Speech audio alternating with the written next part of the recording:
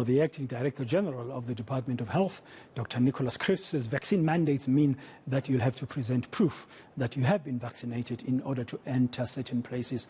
Cripps says if you choose not to get vaccinated, this could mean you'll be restricted from doing certain things. Earlier, the department unpacked government's state of readiness to respond to the Omicron variant. I think people misunderstand the mandate story. So at the moment, we in South Africa have mandated non-smoking in South Africa. So when I was a younger person, anybody could smoke anywhere, any place, anytime, in the movies, in the airplanes, in motor cars, houses, shops, anywhere, while they're doing their grocery shopping. We now have mandates that says you may not smoke in those places. We didn't say you may not smoke. We said you may not smoke in those places. So you still have a choice to be a smoker, but you have to comply with where you may and may not smoke. You can't smoke in the workplace, for instance.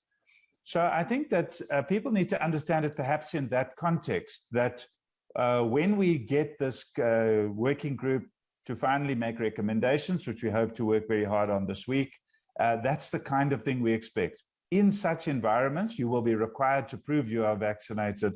Otherwise, you can't enter that environment. We're not saying you have to go and get vaccinated. You might just have to stay at home and not do certain things. You know, President Matamela Cyril Ramaphosa says they've already seen a big buy-in for mandatory vaccinations during recent talks that have taken place at the Labour Council, NEDLAC. And Trade Union Federation, COSATU, says it completely supports the move.